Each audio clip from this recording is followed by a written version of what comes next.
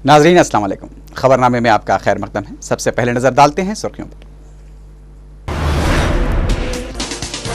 वजीर आजम doctor Manmohan Singh nuclear security summit में शिरकत के लिए जनूबी कोरिया रवाना। न्यूक्लियर हथियारों के फैलाव पर कॉन्फ्रेंस में तबादले ख्याल का इम्कान।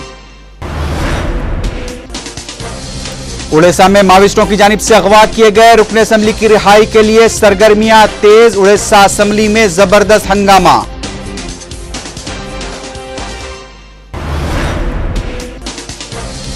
कर्ज़-ए-जात की अदायगी को मौसर बनाने के लिए आइंदा मालियाती साल एक्शन प्लान तैयार करने बैंकर से चीफ मिनिस्टर की अपील।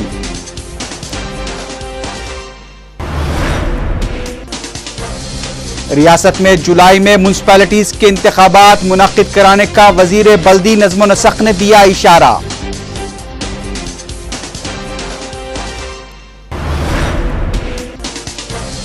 ज़िमनी इंतखाबात में कांग्रेस की शिकस्त पर कांग्रेसी कायदीन के दरमियान बयानबाजियों में शिद्दत। एक दूसरे पर तनकीदों का सिलसिला जारी।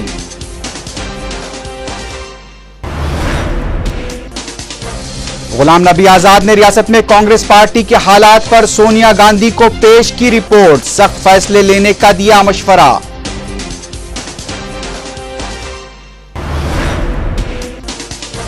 बहरीन में इस्लाहात की हिमायत में मजाहरे, पुलिस के साथ मजाहरीन की झड़पें।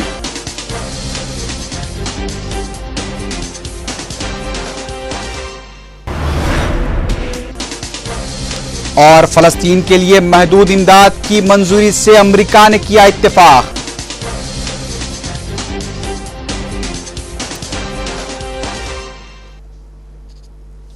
सुर्खियां आपने देखी, अब देखते हैं क्या है आज की अहम कौमी खबरें।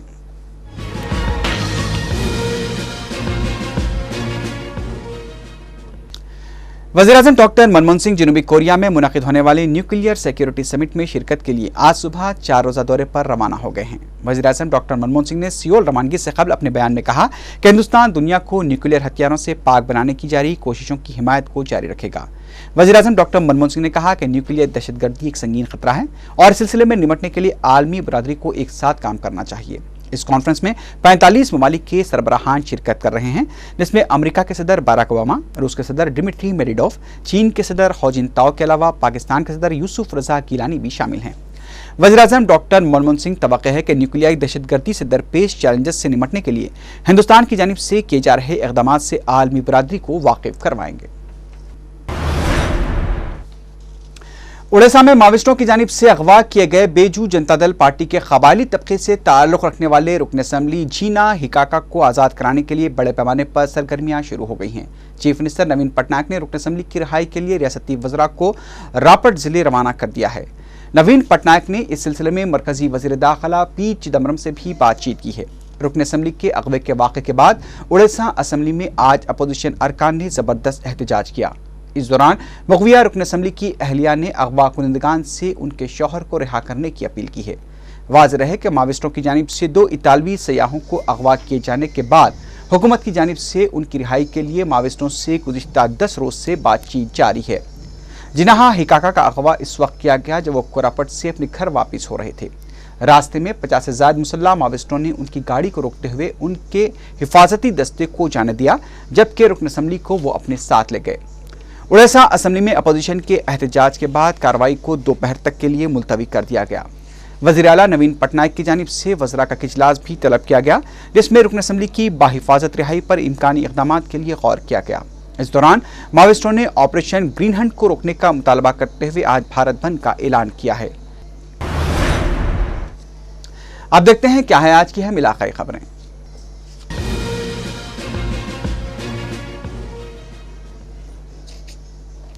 वज़ीर आला किरण कुमार रेड्डी ने बैंकर से कर्ज़-ए-जात की मौसर फराहमी के लिए आइंदा मालियाती साल एक्शन प्लान तैयार करने पर जोर दिया है। 177वें SLP इजलास से खिताब करते हुए चीफ मिनिस्टर किरण कुमार रेड्डी ने कहा कि जो निशाना जारी साल रखा गया था, इंतजामिया और बैंक की जानिब से तसाहुल की वजह से उसे पूरा नहीं किया जा सका, लेकिन आइंदा मालियाती साल में तमाम शोबेजात का अहाता करते हुए खामियों को दूर किया जाना चाहिए और कर्ज़-ए-जात की अदायगी के लिए मौसर इक़दाम करने चाहिए। चीफ मिनिस्टर किरण कुमार रेड्डी ने बताया कि बुनकरों के कर्ज़-ए-जात के सिलसिले में नाबार्ड के साथ माहिदा किया गया है, जिससे बुनकरों को कर्ज़े फराहम किए जाएंगे। इस मौके पर रियासती वज़रा अन्नमराम नारायण रेड्डी और सुनीता लक्ष्मण रेड्डी ने हुकूमत की जानिब से शुरू की गई स्कीमों से अवामी इस्तेफादे के लिए बैंकर से ताउन की अपील की। రాష్ట్ర స్థాయి బ్యాంకర్ల సమావేశంలో ఆయన పాల్గొన్నారు। కరవు సహాయం కింద 703 కోట్ల రూపాయలు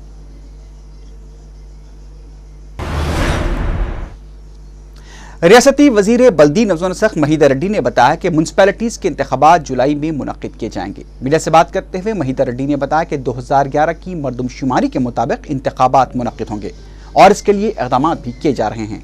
महीदा रेड्डी ने हुदा की अराजी अलॉटमेंट में बेकायदियों के सिलसिले में उन पर लगाए जा रहे इल्ज़ामात से मुतालिक पूछे गए सवाल पर कहा कि उनके या उनके अफराद ख़ानदान की जानिब से किसी भी तरह की कोई बेकायदगी नहीं हुई है। ताहम उन्होंने कहा कि उनकी बेटी ने मार्केट की कीमत पर प्लॉट खरीदा है। महीदा रेड्डी ने कहा कि बेकायदियों के जो इल्ज़ामात लगाए गए हैं उसकी तहकीकात के लिए कमेटी तश्कील दी गई है जो 3 महीनों में अपनी रिपोर्ट पेश करेगी और रिपोर्ट मौसूल होने के बाद जिम्मेदार अफराद के खिलाफ कार्रवाई की जाएगी। ఎవరైతే డీఫామ్ పట్టా హోల్డర్లుగా రెవెన్యూ రికార్డులో నమోదు చేసుకుని దీంట్లో ప్లాట్లు పొందారో వాళ్ళకి ఇబ్బంది లేదు। ఎవరైతే బినామీ డీఫామ్ పట్టా హోల్డర్లుగా నమోదు చేసుకుని ఇక్కడ పట్టాలు పొందారో వాళ్ళ మీద ఖచ్చితంగా చర్య భూమిని వెనక తీసుకోవడం జరుగుతుంది। ఎవరైతే డీఫామ్ పట్టా హోల్డర్లని పేర్లు కూడా మాయ చేసి ఒరిజినల్ డీఫామ్ పట్టా హోల్డర్లకి ఈ భూమి దక్కకుండా వీరు వేరొక పేరుతో ఈ భూముల్ని తీసుకున్నారో कांग्रेस को नुकसान सिर्फ कांग्रेसों से है। मीडिया से बात करते हुए रियासती वजीर डी.के. अरुणा ने यह बात कही। उन्होंने कहा कि ज़िमनी इंतखाबात में पार्टी को शिकस्त सीनियर्स की दोगली पॉलिसी की वजह से हुई है। उन्होंने कहा कि हम जहां पार्टी को मजबूत करने के लिए काम कर रहे हैं वहीं तेलंगाना मसले पर कुछ कायदीन पार्टी को कमज़ोर करने की कोशिश कर रहे हैं। डी.के. अरुणा ने सवाल किया कि चीफ मिनिस्टर और सदर पीसीसी को इस्तीफा देने का मशवरा देने वाले कड़पा के ज़िमनी इंतखाब में जमानत जब्त होने पर क्यों खामोश हो गए थे। उन्होंने इल्जाम लगाया कि सीनियर पार्टी को कमजोर कर रहे हैं।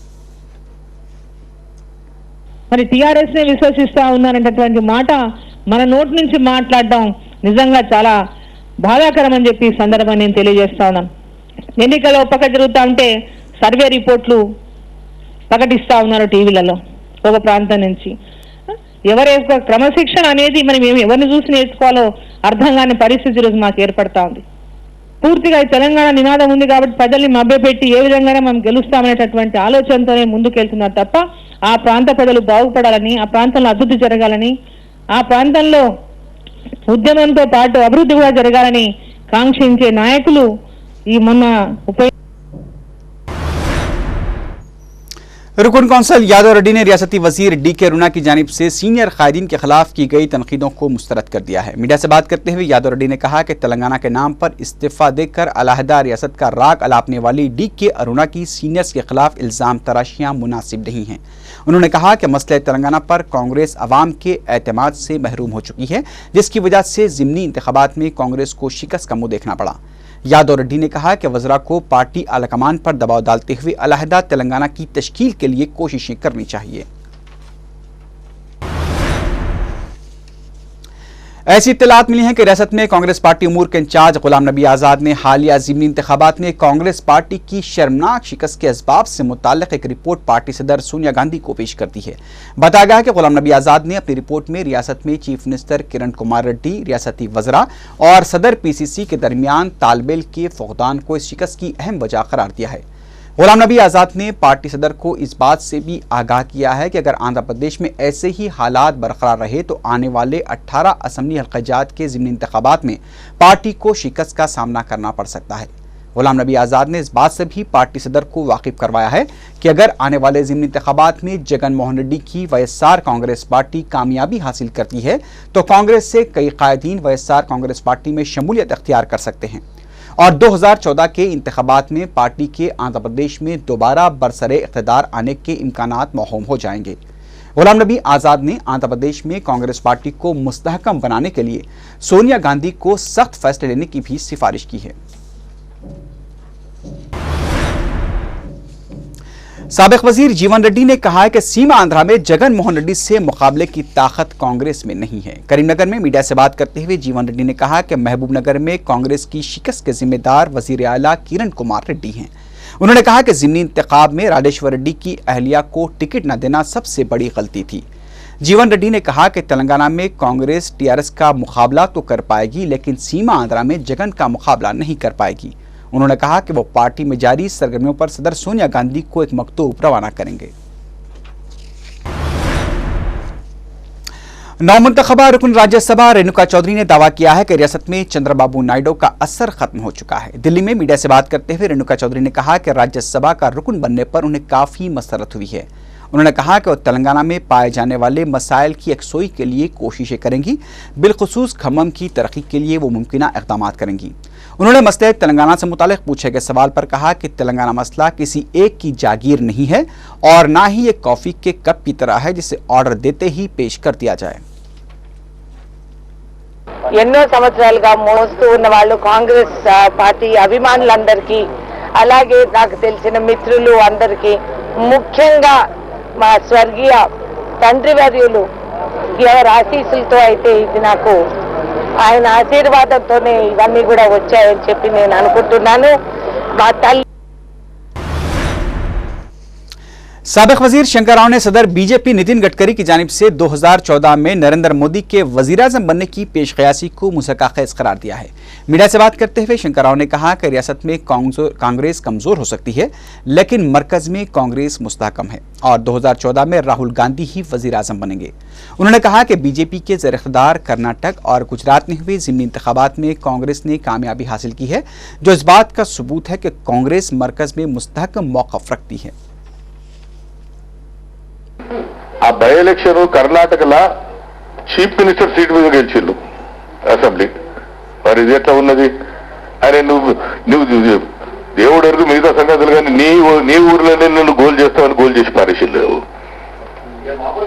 ఇక్కడేనండి। అదే విధంగా this is indication for the future election, future leadership of the 2014. Rahul Gandhi will be the choice of the people of this country, irrespective of political parties they belong.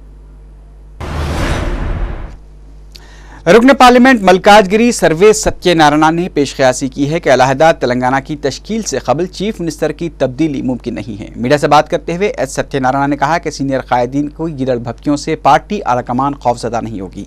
उन्होंने कहा कि सीनियर कायदीन सिर्फ ओहदों की ख्वाहिश में चीफ मिनिस्टर की तब्दीली की बातें कर रहे हैं। उन्होंने कहा कि चंद मखसूस कायदीन कांग्रेस को नुकसान पहुंचाते हुए तेलुगु देशम को फायदा पहुंचाने की कोशिश कर रहे हैं। सर्वे सत्यनारायण ने हालिया ज़िमनी इंतखाबात के दौरान सीनियर कायदीन से सलाह मशवरा न ले जाने के इल्जामात से मुतालिक पूछे गए सवाल पर कहा कि आने वाले ज़िमनी इंतखाबात में सीनियर्स को आगे आते हुए जिम्मेदारी लेनी चाहिए। उन्होंने कहा कि अगर सीनियर्स के पास किरण कुमार रेड्डी का कोई मुतबादिल है तो उसे पेश करना चाहिए। मसले तेलंगाना पर फैसले में ताखिर से ही कांग्रेस को ज़िमनी इंतखाबात में शिकस्त उठानी पड़ी। मीडिया से बात करते हुए रुकन असेंबली के लक्ष्मण रेड्डी ने बात कही। उन्होंने कहा कि एक दूसरे पर इल्जामात लगाना मुनासिब नहीं है। लक्ष्मण रेड्डी ने कहा कि ज़िमनी इंतखाबात में कामयाबी हासिल करने वालों से तेलंगाना का हुसूल भी मुमकिन नहीं है। उन्होंने कहा कि पार्टी को नुकसान से बचाने के लिए मरकज को तेलंगाना पर जल्द फैसला लेने की जरूरत है। उधर गवर्नमेंट चीफ विप जी वेंकट रमना ने पार्टी की लीडरशिप से ख्वाहिश की है कि वह अलहदा तेलंगाना रियासत से मुताल्लिक बिल पार्लियामेंट में पेश करे। मीडिया से बात करते हुए उन्होंने कहा कि तेलंगाना के लिए रियासती असेंबली में कोई करारदाद की जरूरत नहीं है। वेंकट रमना ने कहा कि वो करीब दिल्ली जाने वाले हैं, जहां वो पार्टी के अहम कायदीन से मुलाकात करते हुए सिलसिले में बातचीत करेंगे। गवर्नमेंट चीफ विप के इस बयान से कांग्रेस के हलकों में हलचल मच गई है। नामुंतखबा रुकन राज्यसभा चिरंजीवी ने आज नई दिल्ली में सदर कांग्रेस सोनिया गांधी से मुलाकात करते हुए उन्हें राज्यसभा का रुकन बनाए जाने पर इजहार तशक्कुर किया। उनकी इस मुलाकात के बाद चिरंजीवी ने मरकजी काबीना में शमूलियत के अंदेशे जाहिर किए जा रहे हैं। सदर कांग्रेस से मुलाकात के बाद मीडिया से बात करते हुए चिरंजीवी ने कहा कि पार्टी हाईकमान उनके लिए फैसला करेगी, वो उन्हें कबूल रहेगा। काबीना में शमूलियत के सवाल पर चिरंजीवी ने कहा कि उन्होंने ऐसा कोई मुतालबा या ख्वाहिश पार्टी के सामने नहीं रखी है कि उन्हें मरकजी काबीना में शामिल किया जाए। पंजाराज्यम से कांग्रेस में शामिल हुए चिरंजीवी ने कहा कि कांग्रेस पार्टी में एक दूसरे के खिलाफ बयानबाजी कोई नई बात नहीं है। उन्होंने चीफ मिनिस्टर किरण कुमार रेड्डी की सितारिश की। ये पूछे जाने पर कि ज़िमनी इंतखाबात में शिकस्त के बाद चीफ मिनिस्टर से इस्तीफे का मुतालबा किया जा रहा है, तो चिरंजीवी ने कहा कि ये मुनासिब नहीं है। అందరిలోనూ చాలా ఇదిగా ఉంటుంది, డెఫినెట్గా ఉంటుంది, బట్ ఎక్కువ కష్టపడాలి, అందరం ఒక సంఘటితంగా మరింతగా కష్టపడుతున్నటువంటి పరిస్థితి. ఎస్, కాంగ్రెస్ అనేది చాలా పెద్ద పార్టీ. ఈ రకంగా ఒకరి మీద ఒకరికి ఎప్పుడైనా ఎక్కడైనా గతంలో కూడా ఉన్న మాట వాస్తవం. ఇది కొత్తగా ఉన్నదే కాదు. బట్ ఈ రకమైన భేదాభిప్రాయాలు లేకుండా మరింత కలిసికట్టుగా పనిచేస్తున్నటువంటి సమయం కాబట్టి ఆ రకంగా చేయాలని వారు కూడా అభిప్రాయంలో ఉన్నారు. ఆ రకంగా చేయాలి, అవసరం కూడా ఉంది. विजयवाड़ा के रुकने पार्लियामेंट एल राजगोपाल ने आने वाले ज़िमनी इंतखाबात को हुकूमत के लिए रेफरेंडम करार दिया है। मीडिया से बात करते हुए एल राजगोपाल ने कहा कि आने वाले ज़िमनी इंतखाबात में कांग्रेस कामयाबी हासिल करेगी। उन्होंने हालिया ज़िमनी इंतखाबात में कांग्रेस की शिकस्त के लिए चीफ मिनिस्टर और सदर पीसीसी को जिम्मेदार ठहराए जाने को भी नामुनासिब करार दिया। एल राजगोपाल ने कहा कि हालिया ज़िमनी इंतखाबात के नतायज में जज्बात का बड़ा दखल रहा, जिसकी वजह से ही कांग्रेस को शिकस्त का सामना करना पड़ा।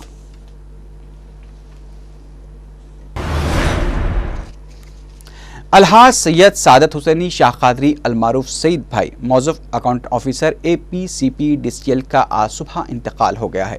नमाज जनाजा आज बाद नमाज इशा बाग कादरुद्दौला अक़ब इंडिया फंक्शन हॉल याकुतपुरी में अदा की जाएगी। तफसीलात के लिए फ़ोन नंबर 924633411054 पर रब्ता अदा किया जा सकता है। नंबर एक बार फिर सुन लीजिए, 9246341054।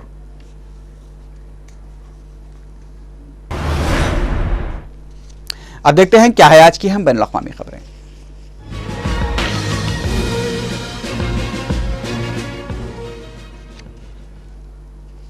यूरोपीय यूनियन ने शामी सदर बशर अल-असद की अहलिया और दीगर अफराद खानदान पर पाबंदियों को मंजूरी दे दी है। जुमे को ब्रसल्स में यूरोपीय वज़राए ख़ारजा के इजलास में शाम के बाज़ अहदेदारों के असासे मुंजमद करने के अलावा यूरोपीय यूनियन के ममालिक में उनके सफ़र पर पाबंदी आयद करने का भी फैसला किया गया। इसके अलावा यूरोपीय कंपनियों पर शाम के 2 इदारों के साथ कारोबारी रवाबित रखने पर भी पाबंदी आयद कर दी गई है।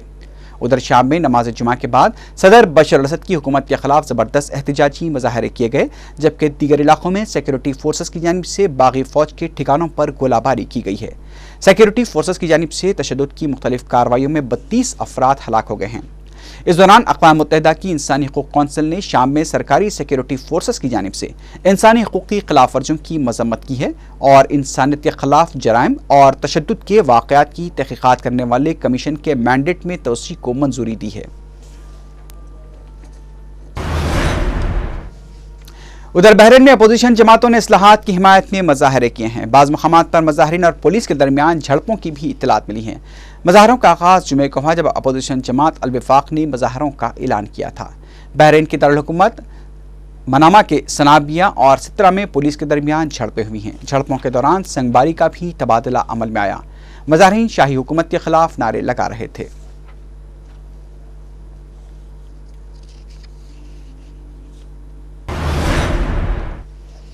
फ़लस्तीन के लिए अमेरिका ने महदूद इमदाद को मंजूरी दे दी है। इस इमदाद को गुज़िश्ता बरस मौसम गर्मा में रोक दिया गया था। इस अमरीकी इमदाद की बदौलत फ़लस्तीन के बहरान की शिकार मईशत को सहारा मिल सकता है। अमरीकी ऐवान नुमाइंदगान के रुकन के ग्रिंकर ने कहा कि फ़लस्तीन के लिए तमाम $147 मिलियन की मुंजमद इमदाद की बहाली पर तैयार हैं। तहम ऐवान नुमाइंदगान में दीगर रिपब्लिकन अरकान ने पूरी इमदाद बहाल करने पर आमदगी ज़ाहिर नहीं की। इन अरकान की जानिब से अमरीकी वज़ीर ख़ारजा हिलारी क्लिंटन के नाम तहरीर करदा ख़त में मौक़िफ़ इख्तियार किया गया था कि फ़िलहाल फ़लस्तीन को इमदाद दे दी जाए। इससे कबल क्लिंटन ने कहा था कि वो भी फ़लस्तीन के लिए पूरी इमदाद की बहाली पर आमदा हैं।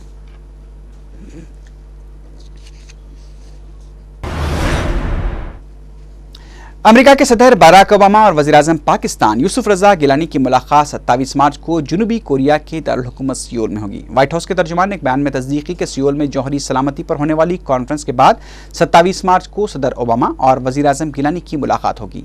बयान में कहा गया है कि यह मुलाकात पाकिस्तान और अमेरिका को बाहमी दिलचस्पी के मुख्तलिफ शोबों में आला सतह पर मुशावरत का मौका फराहम करेगी।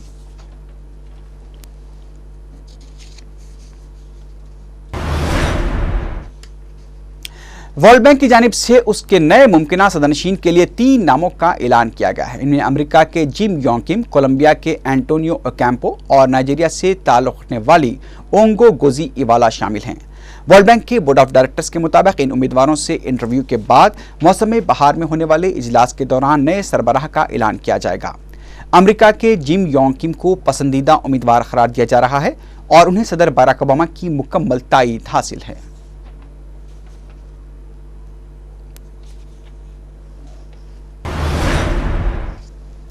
अमेरिका में गैर कानूनी तारकीन वतन की तादाद 1,15,00,000 बताई गई है। ये तादाद होमलैंड सिक्योरिटी की रिपोर्ट में बताई गई है। रिपोर्ट के मुताबिक कानूनी दस्तावेजात के बगैर अमेरिका में मुकीम अफराद में सबसे ज्यादा मैक्सिको के बाशिंदों की है। 1,15,00,000 अफराद में 59% मैक्सिकन हैं। इसके अलावा वस्ती अमेरिका के 3 ममालिक एल सल्वाडोर, ग्वाटेमाला और होंडुरास के 14%, चीन, फिलिपाइन, हिंदुस्तान, जनूबी कोरिया और वियतनाम के 2% शहरी गैर कानूनी तौर पर अमेरिका में मुकीम बताए गए हैं।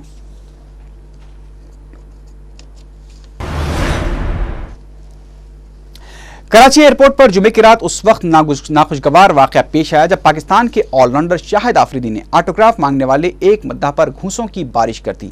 इस सूरत हाल पर खुद शाहिद आफरीदी के भाई भी हैरान रह गए। आफरीदी दीगर 5 खिलाड़ियों के हमरा ढाका से कराची एयरपोर्ट पहुंचे थे और इस वाकये से कुछ ही देर कबल उन्होंने बड़ी ही शाइस्तगी के साथ मीडिया से बातचीत भी की थी। तहम कराची एयरपोर्ट से घर रवाना होने के दौरान वो अचानक शदीद गुस्से में आ गए और उन्होंने अपने मद्दाह को ऑटोग्राफ के बदले थप्पड़ और घूंसे मारने शुरू कर दिए। पिटने वाला मद्दाह जमीन पर गिर पड़ा। बादशाह शाहिद आफरीदी फौरी तौर पर अपनी गाड़ी में बैठकर एयरपोर्ट से निकल गए। बाद में पाकिस्तानी ऑलराउंडर ने वजाहत की कि वो एयरपोर्ट पर अपने गुस्से पर इसलिए काबू नहीं रख सके क्योंकि उनकी 3 साला बेटी धक्कमपेल की वजह से गिर गई थी। बाद में शाहिद आफरीदी ने वाक़े पर माफी भी मांग ली।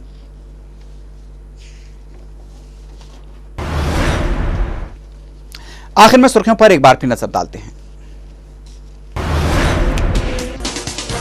वज़ीर-ए-आज़म doctor Manmohan Singh nuclear security summit में शिरकत के लिए जनूबी कोरिया रवाना। न्यूक्लियर हथियारों के फैलाव पर कॉन्फ्रेंस में तबादला ख्याल का इम्कान।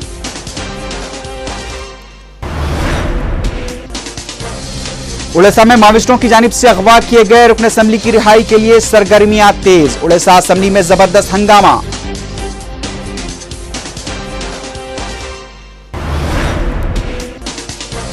कर्जजात की अदायगी को मौसर बनाने के लिए आइंदा मालियाती साल एक्शन प्लान तैयार करने बैंकर से चीफ मिनिस्टर की अपील।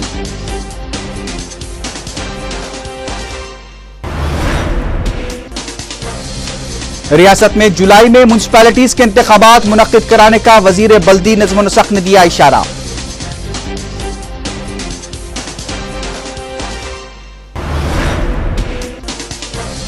ज़िमनी इंतखाबात में कांग्रेस की शिकस्त पर कांग्रेसी कायदीन के दरमियान बयानबाजियों में शिद्दत। एक दूसरे पर तनकीदों का सिलसिला जारी।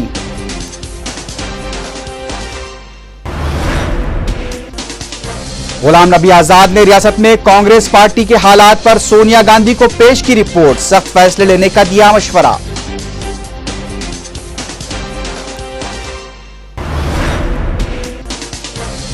बहरीन में इस्लाहात की हिमायत में मुजाहरे, पुलिस के साथ मुजाहरीन की झड़पें।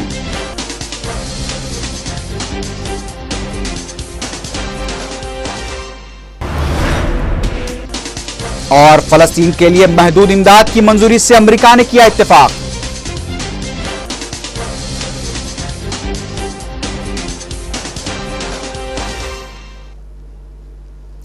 इसी के साथ ही खबरनामा अख्ताम को पहुंचा। अल्लाह हाफिज।